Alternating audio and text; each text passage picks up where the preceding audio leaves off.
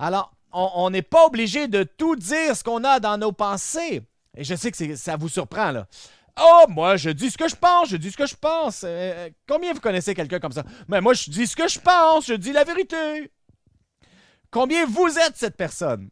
Je le dis comme que c'est, je dis la vérité. Chaque pensée, ça sort de ma bouche. Tout ce que j'ai dans la tête, tout le monde va l'entendre. Non, on n'est pas obligé de tout entendre ce qui est dans tes pensées. Parfois, c'est mieux que tu te la fermes. Il y en a qui me regardent et me disent « Ouais, tu peux bien parler, toi. Tu n'arrêtes jamais de parler. »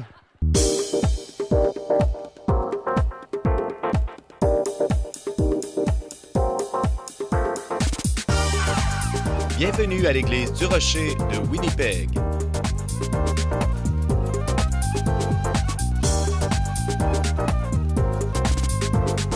Demeurez avec nous pour un autre message qui provoquera votre pensée du pasteur Mark Hughes. Eh bien, ce matin, ce dont j'aimerais vous parler, c'est les 7 colonnes de la sagesse. Et si on peut montrer le verset, on va voir un autre verset plus tard, mais celui-ci, c'est Proverbe 9.1 qui dit « La sagesse a bâti sa maison ». Encore une fois, le féminin est impliqué. « La sagesse a bâti sa maison, elle a taillé ses 7 colonnes ». Alors, ce verset nous dit que la maison de sagesse est bâtie sur 7 colonnes. Alors, je me suis dit, ça serait bien si je pouvais montrer un édifice avec 7 colonnes. Alors, j'ai commencé à chercher l'architecture, l'archéologie. Et vous savez, il n'y a aucun bâtisse, à moins que j'ai pu trouver, bâti avec 7 colonnes. Et on peut comprendre pourquoi on ne les bâtit pas avec 7 colonnes. Vous savez, on met la porte au centre habituellement. Alors, ça doit être un chiffre pair. Il peut y avoir 4 colonnes, 6, 8, 12 colonnes. Mais partout où je regardais, et j'ai regardé en Égypte, en Israël, à Acropolis, la Grèce, et je n'ai pas trouvé de photo avec 7 colonnes. Je me suis dit, je peux trouver un heptagone à quelque part. Mais savez-vous qu'il n'y en a qu'une poignée de main? Les gens ne bâtissent pas des heptagones. Des hexagones, oui, des octogones. Oui, mais 7 côtés, c'est trop compliqué. Alors, je me suis dit, c'est fascinant de voir que ce verset, on ne peut pas trouver un édifice de 7 colonnes. Parce qu'ici, il ne parle pas vraiment d'une maison, d'un bâtiment, mais plutôt les caractéristiques de la sagesse. Et là, vous dites, mais qu'est-ce qu'ils sont? Hein? Grognons, gloutons, dormeurs, paresseux. Ah non, ça, c'est les 7 nains. Mais les 7 colonnes sont dans la parole de Dieu. Et laissez-moi vous donner un conseil quand on lit la parole de Dieu. Si on ne comprend pas quelque chose, vous savez que la Bible s'interprète elle-même. Et 9 fois sur 10, la clé, c'est de continuer à lire. Mais le problème, c'est pas ce cas-ci, la réponse ne vient pas après, mais c'est 1 fois sur 10 où la réponse se trouve avant le verset.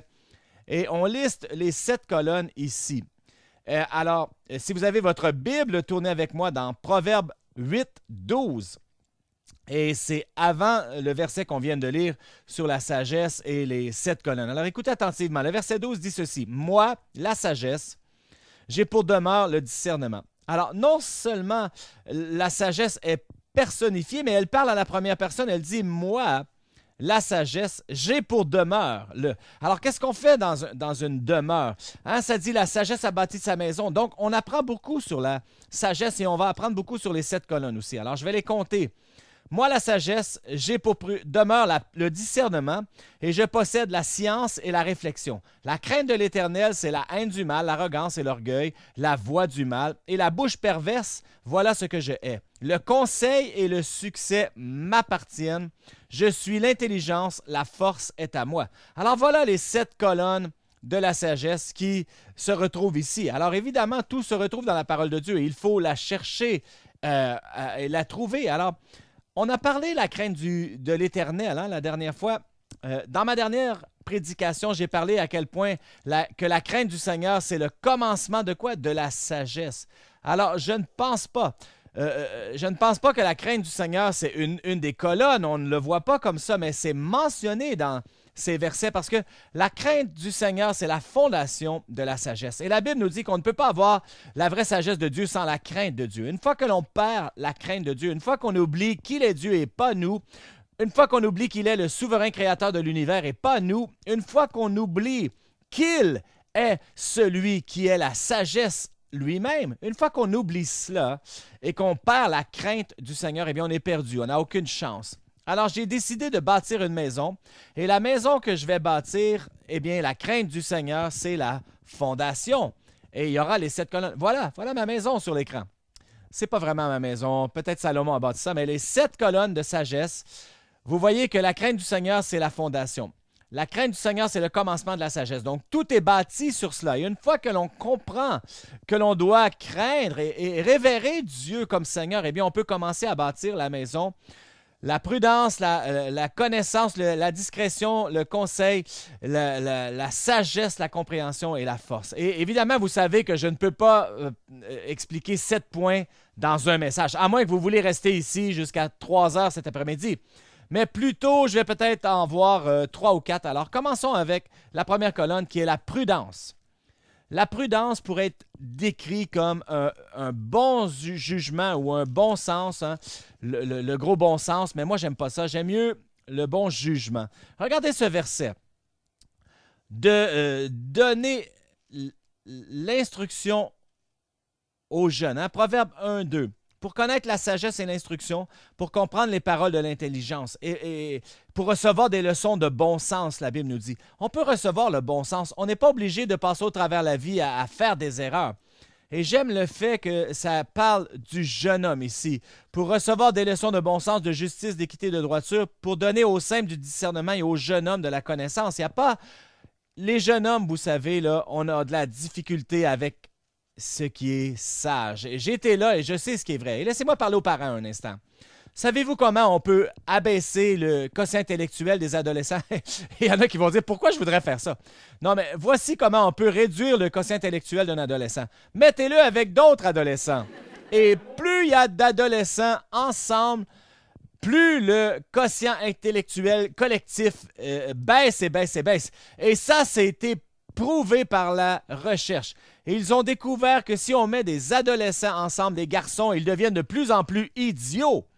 Et vous pouvez faire le test dans votre famille si vous voulez. Par exemple, si vous voulez améliorer votre voiture, prêtez-la à votre adolescent et dites-lui « Hey, fais faire un tour avec tes amis et elle va revenir. » Ben, peut-être que non, probablement pas, mais il va avoir un accident, c'est sûr. Et c'est drôle de voir comment idiot on devient lorsqu'on est avec nos amis. Combien vous êtes ici, là?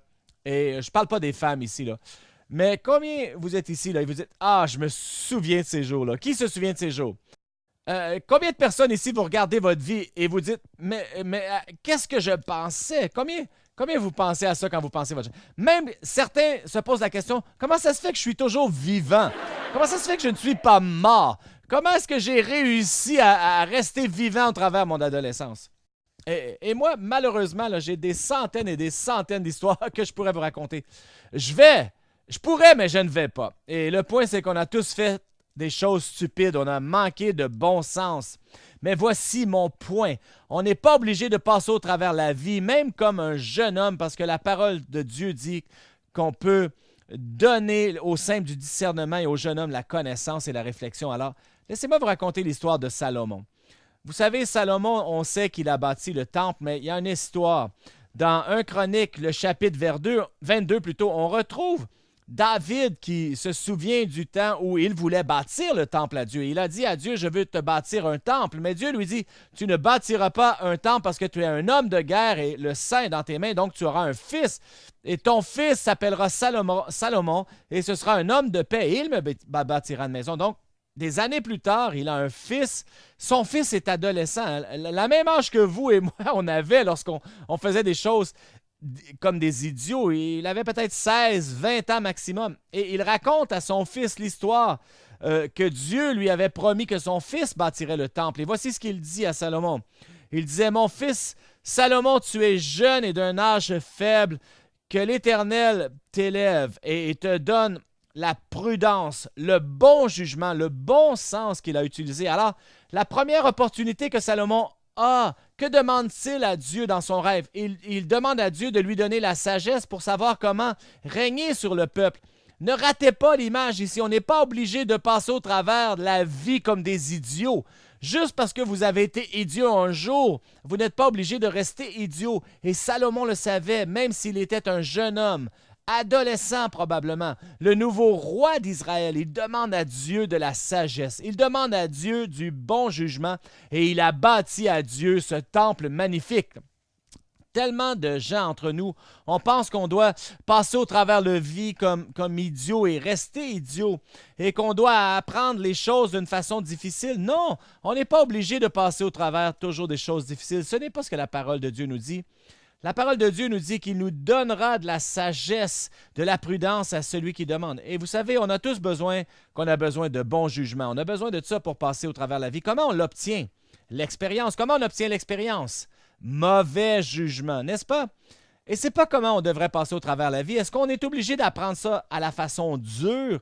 Hein? Il y a des gens qui n'écoutent pas des conseils et qui passent au travers de la vie en faisant tout ce qui est mal et d'apprendre les conséquences de nos actions, mais ce n'est pas ce que la Bible nous enseigne. Hein? C'est l'histoire de ce jeune homme. Il va voir un pirate, et le pirate a une jambe de bois, il a un crochet pour la main, et il a une patch sur un œil. Alors le jeune homme lui dit « Hey, monsieur, comment avez-vous perdu votre jambe? » Et il dit « Arr, elle a été mangée par un requin. » Et votre main, comment ça se fait que vous avez un crochet? Il dit « Arr, je l'ai perdu dans un combat de sabre. » Et il dit « Votre œil, comment vous avez perdu votre œil? » Il dit « Arr, je regardais dans un nid, dans l'arbre, et un oiseau a fait dans mon œil. » Et le garçon lui dit « Vous avez perdu un œil à cause qu'un oiseau a fait dans votre œil. » Il dit « Arr, la première journée avec mon crochet. » On n'est pas obligé d'apprendre des leçons de la façon dure, on peut d'expérience. Alors la première chose, la première colonne de sagesse, c'est la colonne de prudence. La deuxième, c'est la connaissance. Et il ne faut pas mal comprendre, hein? La connaissance, c'est de l'information, mais ce verset est important dans 2 Pierre 1,3 qui dit « Sa divine puissance nous a donné tout ce qui contribue à la vie et à la piété au moyen de la connaissance de celui qui nous a appelés par sa propre gloire et sa vertu. » 2 Pierre 1,3. Ça nous dit que tout ce qui contribue à la vie et à la divinité et à la piété peut être obtenu au travers de la connaissance de Christ. On va revenir à ce verset, mais parlons de la connaissance. La connaissance, c'est sur ça qu'on met beaucoup d'importance. Hein? Les gens pensent que la connaissance, c'est la puissance. Et ils pensent que l'information est si importante. C'est pour ça qu'on envoie nos enfants à l'école, n'est-ce pas? On les envoie à l'école afin qu'ils apprennent, afin qu'ils aient de la connaissance. Et ensuite, on les envoie au cégep ou à l'université. Et l'instant qu'ils graduent, après avoir lu tous ces livres, ils mettent les livres de côté pour ne plus jamais les lire parce qu'ils ont Wikipédia maintenant. On regarde sur Google et Wikipédia et pas tout ce qui est sur l'Internet est vrai, vous savez, n'est-ce pas? Moi j'ai écrit plein de choses sur Wikipédia et je les ai inventées. Alors, non, mais écoutez, on peut écrire ce qu'on veut sur Wikipédia. Moi, j'ai écrit des choses sur moi-même sur Wikipédia qui étaient mieux que ce que j'étais vraiment. Alors, qu'est-ce qu'on fait? Pourquoi est-ce qu'on se tourne toujours à la connaissance du monde et pourquoi qu'on revient dans cette habitude? Mais voici mon point. Mon point, c'est qu'on passe au travers de la vie et on sait ce que l'on sait. Probablement, vous ne savez pas combien de temps que je passe à étudier chaque semaine. Des heures et des heures, peut-être 20 heures, peut-être 30 heures par semaine pour me préparer et étudier. Et vous savez ce que je conclus? Je connais presque rien. Et c'est la seule chose que j'ai compris, c'est que comment ça se fait que je connais si peu, que je ne suis pas plus intelligent? Je regarde Jeopardy et mes réponses sont tous mauvaises et j'aime pas regarder Jeopardy. Je ne suis même pas capable d'avoir les 3 premières questions sur qui veut devenir un millionnaire. Et vous savez, c'est un idiot qui est comme ça. Et on passe au travers de la vie, on dit, c'est presque impossible d'obtenir toute l'information qu'on a besoin pour passer au travers le monde. Non, ce n'est pas le point. Retournons dans le verset. Regardez ce que ça dit. 2 Pierre 1, verset 3. « Sa divine puissance nous a donné tout ce qui contribue à la vie et à la piété au moyen de la connaissance de quoi? De lui. » Au travers de la connaissance de lui, on n'est pas obligé de tout savoir. On n'a pas besoin de savoir comment le monde fonctionne, comment le cosmos, comment faire le calculus, l'algèbre, ces choses-là. On n'est pas obligé de connaître ça, mais ce qu'on a besoin pour avoir du succès dans la vie, tout ce qui contribue à la vie et la piété, tout ce qui compte, on peut l'obtenir au travers la connaissance de qui? De Christ. De Christ. Et il y a un endroit qu'on peut obtenir ça, et c'est la parole de Dieu. Dans les Proverbes, et le reste, la parole de Dieu. Si on veut avoir tout ce qu'on a besoin pour avoir du succès dans la vie, dans notre entreprise, dans notre vie, comme parents, comme mari, comme femme, se retrouve dans la parole de Dieu et on peut le trouver au travers de la connaissance de Christ. Finissez ce verset. Osée 4,6 dit « Mon peuple périt par manque de connaissance. » Mais vous savez quoi? Vous ne l'avez pas fini comme il faut. Ça dit « Mon peuple périt par manque de connaissance parce qu'ils ont rejeté la connaissance que je donne. » Ce n'est pas la connaissance que l'on manque, mais c'est la connaissance de Christ que l'on manque. Et lorsqu'on manque cette connaissance, eh bien, on n'a pas ce qui est nécessaire pour obtenir tout ce qui est bon dans la vie et dans la piété. Et je vais vous donner un autre verset. C'est dans l'Évangile de Jean. Jésus dit ceci. « Vous connaîtrez la vérité et la vérité vous affranchira. » Tout le monde cite ce verset. Les avocats, les acteurs, les activistes, tout le monde quote. « Vous connaîtrez la vérité et la vérité vous rendra libre. » Mais ce n'est pas ce que ça dit, c'est hors contexte. Ça dit « Si vous habitez dans ma parole et que ma parole habite à vous, alors vous connaîtrez la vérité et la vérité vous rendra libre. » On connaît la vérité, seulement cette vérité qui nous rend libre quand on habite dans sa parole et que sa parole habite en nous. La connaissance qu'on a de besoin. Même si la connaissance de ce monde est importante et je ne diminue pas cela, mais la connaissance qu'on a vraiment de besoin pour tout ce qui a aspect à la vie, à la sainteté, c'est au travers de la connaissance de Christ et sa parole. Et si nous avons cette connaissance, on aura du succès. La première chose, c'est la prudence. La deuxième chose, c'est la connaissance. La troisième chose, c'est la discrétion. La troisième colonne, c'est la discrétion. Et voici le verset, j'aime bien ce verset. Proverbe 11, 22 qui dit ici « Un anneau d'or au nez d'un pourceau, c'est une femme belle et dépourvue de sens. » Combien s'imaginent, là? Combien s'imaginent à l'envers? Ça ne dit pas ici un anneau d'or dans le nez d'une belle femme. Non, non, même si on voit ça souvent, ce n'est pas ce que le verset dit. Ce verset dit « C'est une belle femme dépourvue de sens. » C'est comme mettre un anneau d'or dans le nez d'un porc. Et on sait ce que ça veut dire, c'est que la discrétion, c'est du tact. Quand parler, quand se taire, quand agir, quand ne pas agir. Et on a tous vu des belles femmes. Et vous dites, oh, c'est une belle femme, jusqu'à temps qu'elle ouvre sa bouche. Vous savez ce que c'est, hein? Je regardais un article cette semaine. Les 10 gens les plus vulgaires d'Hollywood. Les 10 plus vulgaires. Et 6 étaient des femmes. 6 des 10 étaient des femmes. Et regardez l'image. Kate Winslet, belle femme, elle était dans Titanic, mais malheureusement, elle est très vulgaire. À chaque 2 mots, elle dit le mot qui commence par F. Et je me dis, mais qu'est-ce qui se passe avec ces acteurs, ces actrices, les belles personnes du monde qui ne sont pas capables de parler? Et vous savez qui était le numéro 1 dans cette liste? Gordon Ramsay, le chef vedette, Hell's Kitchen et tout ça. Et lui, il a le record pour le plus de blasphèmes dans un épisode. 243 blasphèmes dans une émission de 30 minutes. Non, mais écoutez, là, il dit « Oh, mais on met un blip. » Alors, on ne sait pas ce qu'il dit. On ne pouvait pas savoir parce que c'était blip, blip, blip, blip, blip, blip, blip. 243 fois dans une demi-heure. Mais qu'est-ce qui ne va pas avec notre culture? Puis qu'on est obligé de prendre tant de vulgarité pour parler et communiquer. Je vous pose la question. Moi, j'ai vu des gens, je les entends, je regarde la télé. Est-ce que les gens parlent vraiment comme ça dans la vraie vie? Est-ce que le monde est rendu là? Mon père, vous savez, mon père disait ceci. L'utilisation de vulgarité, c'est de démontrer qu'on a un manque de vocabulaire. Et il disait ça et c'est resté dans ma tête. Alors, jamais qu'on parlait d'une façon vulgaire parce que sinon, c'était de démontrer qu'on était un idiot. Alors, on n'était pas vulgaire, mais quand on parle de discrétion, la discrétion, c'est de savoir quand parler et de savoir quand se taire. C'est de savoir quand agir et de savoir quand ne pas agir. C'est de savoir peut-être comment s'habiller, comment se conduire en public. C'est le décorum. C'est comment on vit notre vie. Et s'il y avait un maître de discrétion, c'était Jésus. Et une des choses que Jésus faisait, c'est que souvent, il ne répondait pas. Lorsqu'on lui posait la question, souvent, il dit « et il ne leur répondit pas ». Pourquoi? Parce qu'il utilisait de la discrétion. Souvenez-vous, l'expression qui dit la discrétion, c'est la meilleure partie de la valeur. Parfois, c'est mieux de ne pas parler, juste de se taire, garder notre bouche fermée ou de répondre différemment. Je vous donne un exemple. Jésus est dans le temple, il guérit des malades, il enseigne et les pharisiens viennent lui demander « Par quelle autorité fais-tu ces choses? » Et là, Jésus aurait pu répondre « Hey, les gars, par l'autorité de Dieu. Qu'en pensez-vous? Est-ce que ça aurait été la bonne réponse? Oui, c'était l'autorité de Dieu.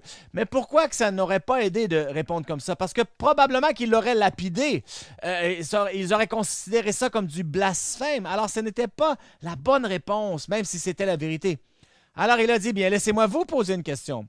Le baptême de Jean était-il de Dieu ou des hommes? Alors, les pharisiens sont venus et ont pensé, on dit, si on dit que ça vient du ciel, il va dire pourquoi n'avez pas cru en lui. Et si on dit que ça vient des hommes, eh bien là, peut-être qu'ils pensaient que c'était un prophète, donc ils peuvent nous lapider. Alors, on est mieux de ne pas répondre. Ils retournent voir Jésus et ils ont dit, on a réfléchi, Jésus, et on ne peut pas te répondre. On ne sait pas vraiment. Alors, Jésus lui dit, eh bien, moi non plus, je ne vous répondrai pas de quelle autorité je fais ces choses. Qu'est-ce que Jésus a fait? Il a utilisé la discrétion. Et il aurait pu... Jésus, on dit toujours qu'il était la personne la plus honnête. Oui, il était honnête, il disait la vérité, mais il comprenait la discrétion aussi qui fait partie de la sagesse. Alors, on n'est pas obligé de tout dire ce qu'on a dans nos pensées. Et je sais que ça vous surprend, là. Oh, moi, je dis ce que je pense, je dis ce que je pense. Combien vous connaissez quelqu'un comme ça? Mais moi, je dis ce que je pense, je dis la vérité. Combien vous êtes cette personne? Je le dis comme que c'est, je dis la vérité. Chaque pensée, ça sort de ma bouche. Tout ce que j'ai dans la tête, tout le monde va l'entendre. Non, on n'est pas obligé de tout entendre ce qui est dans tes pensées. Parfois, c'est mieux que tu te la fermes. Il y en a qui me regardent et me disent « Ouais, tu peux bien parler, toi. Tu n'arrêtes jamais de parler. » Et ça me rappelle d'une histoire. Et c'est une vraie histoire. Lorsqu'on a acheté cet édifice, on a acheté l'édifice et on avait besoin d'un permis, un permis pour opérer comme église parce qu'on est dans un parc industriel. On ne peut pas bâtir une église dans un parc industriel. Donc, on a fait application pour un permis et le comité est revenu et ils ont approuvé. Et ils ont pensé que c'était une bonne idée, mais il faut quand même aller passer au travers l'audition et d'avoir les temples de la ville. Alors, même si on avait la recommandation et le permis, on devait passer au travers le processus. Donc, on a décidé qu'on était pour y aller. Alors, Pasteur Keith, Pasteur Aubrey et moi, on est allés. Et là, on a décidé que j'étais pour être le porte-parole. Parce que moi, je suis un porte-parole. Et je ne me tais jamais. Alors, ils ont dit, c'est toi qui vas parler, Pasteur Mark. Alors, je suis allé et voici ce que j'aurais dû faire. Tout ce que je devais faire, c'est d'aller, de sourire et d'acquiescer. Et ils auraient mis les temples sur notre application et nous donner le permis. Mais c'est pas ce que j'ai fait. Moi, j'ai eu une meilleure idée que ça. Vous savez ce que j'ai fait? J'ai parlé. Et j'ai parlé. Et lorsque j'avais fini de parler, vous savez ce que j'ai fait? J'ai parlé davantage. Et je n'ai jamais arrêté de parler. Et je continuais. Et je disais des choses qu'il ne me demandait pas. Et je continuais. Et finalement, le gars m'arrête et il dit, « Alors, si je comprends bien, vous changez votre application. » Et je dis, « Quoi? » Mais c'est comme si j'étais en train de le convaincre de changer d'idée. Ils étaient prêts à étamper. Et Keith et Aubrey étaient en arrière et priaient pour moi. Ils disaient, « Seigneur, ferme-le! Rends-le muet comme tu as fait avec Zacharie. Rends-le muet, Seigneur, afin qu'il arrête de parler. » Et moi, je parlais. Et là, finalement, le type me dit, « Alors, vous changez votre application? » Et j'ai dit, « Non. » « Êtes-vous content de la façon que c'est? » J'ai dit, « Oui. » Alors, il dit, c'est fait. Et il les tempes. Tout ce que je devais faire, c'est de dire merci et sourire. On a tous un point faible. Et laissez-moi vous poser une question. Combien vous êtes dans la salle, là, dans une situation probablement que vous diriez moins que trop? Vous ne parlez pas beaucoup. Keith, ben oui, il ne parle pas. Et combien vous êtes cette personne que vous dites plus que vous devriez dire? Vous êtes comme moi, on manque de discrétion. Et ça, c'est un exercice d'apprentissage ce matin. C'est le tact. C'est le fait qu'on n'est pas obligé de dire tout ce que l'on pense. C'est comme l'histoire. Un homme riche, il est parti en voyage et son secrétaire lui envoie un courriel et lui dit « Ton chat est tombé du toit et il est mort. » Et il était tellement en colère qu'il envoie un courriel et il dit à son secrétaire, « Pourquoi tu n'as pas utilisé un peu de tact? Ce que tu aurais dû dire, c'est de m'envoyer un texte et dire le chat est sur le toit, il ne veut pas descendre. Et 1 heure plus tard, tu dis, le chat est tombé du toit et il est mal en point. Et 1 heure plus tard, tu me dis, soudainement, ton chat est mort. Ça aurait été plus facile pour moi d'accepter la mort de mon chat. » Alors, le secrétaire lui dit « D'accord, je me souviendrai de ça. » Et 2 jours plus tard, il envoie à son patron un courriel qui dit « Ta mère est sur le toit et elle ne peut pas descendre. » Alors, la première colonne de sagesse, c'est la prudence. La deuxième, c'est la connaissance. Troisième, c'est la discrétion. Et le dernier, et je vais parler rapidement, c'est le conseil. Et la parole de Dieu est claire sur le conseil. Voici ce que ça dit dans Proverbe 12, 15. La voix de l'insensé est droite à ses yeux, mais celui qui écoute les conseils est sage.